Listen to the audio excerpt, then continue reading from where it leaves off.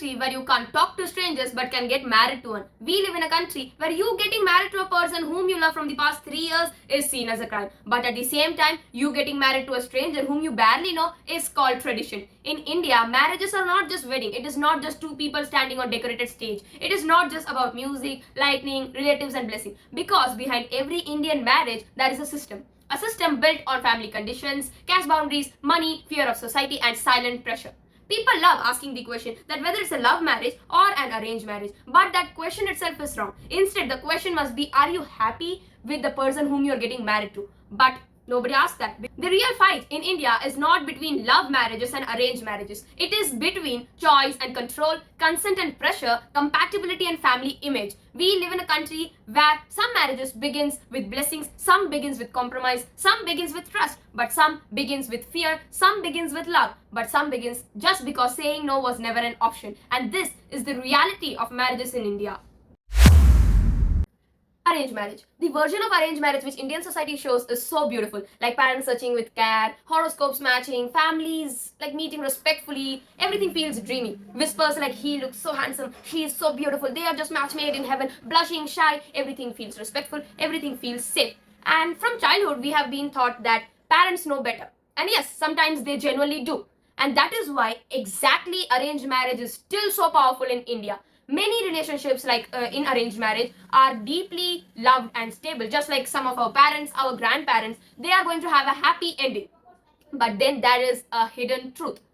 Whispers, cruel whispers, like she's so dark, she's so fat, they are so poor. These kind of whispers, these are not just for girls, these are for boys too. Like he's dark, he's not tall, he's fat, like he is not earning enough. These kind of questions are just comparisons, are so shameful.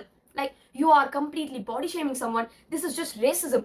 And in this checklist, they forget the main question, that are these two emotionally compatible enough?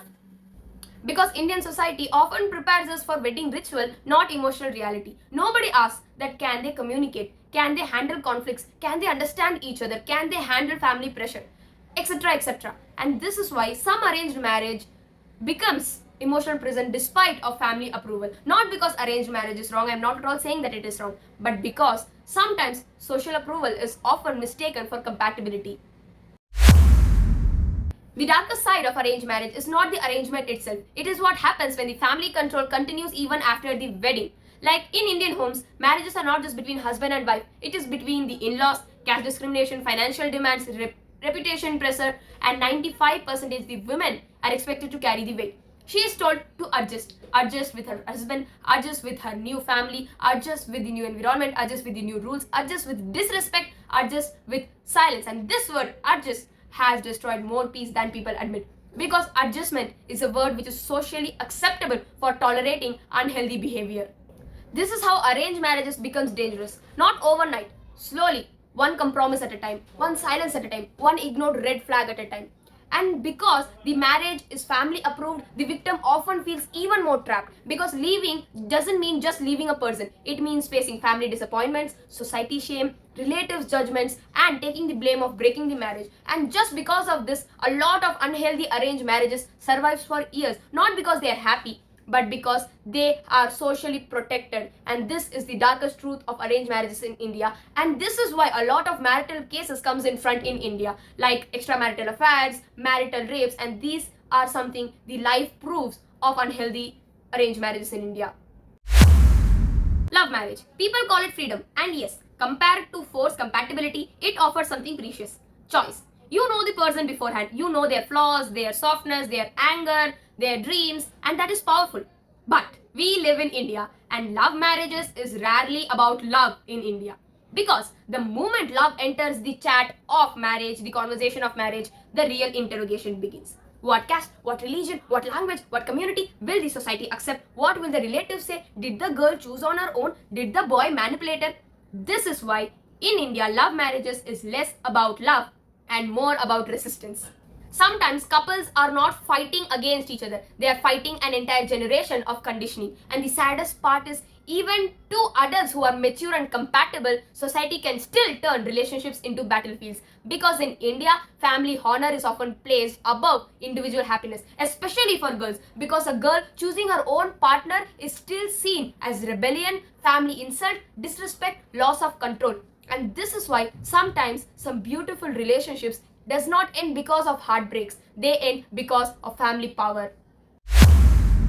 Now comes the dark side of love marriage. Love marriage is not automatically healthy. Love hides red flags too. Because before marriage, you both were equally putting efforts for each other. You both used to take time for each other. Good night texts, good morning texts, gifts, lovey-dovey messages. All felt like a dream. All felt like a green flag. Everything felt positive. But after marriage, suddenly everything feels suffocating, forcefully, because the pressure increases. The family expectation increases, money pressure increases, and slowly hidden personality traits start surfacing. Because once a person with whom you were so romantically safe suddenly starts controlling after marriage, it is not just like that. People also say that marriage and love makes people blind, and that is somewhere true. Because out of love, sometimes you ignore anger issues, possessiveness, jealousy, financial irresponsibility, dishonesty, emotional dependence. These all are something which is hidden, or sometimes even in front of your eyes. You feel that is just love.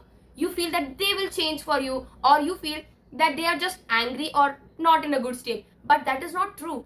That is not at all true. This is something which is constantly happening in love marriages, because the situation changes and slowly the person changes too. Because your expectation from this slowly becomes like this. Because in arranged marriages, you start from here and go to here. And in love marriages, you start from here and slowly it comes down, down, down, down, down. And that makes you sad. And that is where it leads to divorces or what so conflicts. And the society blames the individuals, not the family. Because they will say, you chose that person and now you're suffering. Now, talking about the India's biggest contradiction. From childhood, we are told that don't talk too much, don't make many friends, don't date anybody, study now, love can wait. And suddenly, the same society at your 20s will question you. Choose your life partner. Why are you not getting married? Like, how? Why? Like a person who was not given emotional freedom from childhood is suddenly forced to take the biggest decision of their life. Like, isn't it hypocrisy? Like, you will make excuses that no, arranged marriage is tradition. No, it is just simply restricted freedom. And that is why actively nobody wants to do arranged marriage. They will either opt for love marriage or they won't even get married. Because from childhood, we were not given the freedom to do what we wanted. They will always say, don't do this, don't do that, this. But we were ignoring the fact that whatever we were said not to do was something which always grabbed our attention to do it first. And rebellion suddenly becomes our biggest freedom. And this is the darkest truth of India's hypocrisy against Indian marriages. Now comes the harshest truth. No matter how the marriage begins, the women are always expected to carry the heavier risk, no matter whether the marriage is arranged or love marriage. But in both of them, the women are expected to preserve the relationships. In love marriages, the woman is blamed for taking her own choices. In arranged marriage, she is expected to leave the home and adjust in a new home without any complaints. And the woman is expected to protect family honor, children, in-laws relations, social image, even when she is exhausted, even when she is tired of pretending, even when the marriage is destroying her mental peace. But still, she is expected to carry it with a smile, and she is expected that she should not complain. And this is the harshest truth, because the structures may change, but still the burden remains heavy on the women. So after all this, what is the real truth? The truth is that a respectful person can make arranged marriage beautiful. A respectful person can make love marriage beautiful too. A toxic person can make both destroy. So the real question must be, did they both enter with the consent? Did they both have the freedom to say no? Can they both grow together? Can they both defend each other between these family toxicity? These questions are more important than how they met.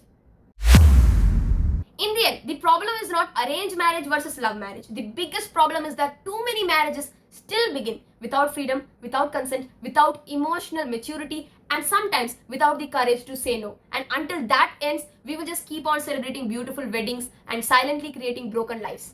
Because weddings last one day. But in India, consequences of a broken marriage can last a lifelong, and it will make not only the two individuals suffer, but also two families suffer. So that is it for today's video. If you find it relatable, do comment it down below, and I'll be back with more thoughts, more relatable content in more videos, क्योंकि picture अभी बाकी है मेरे दोस्त.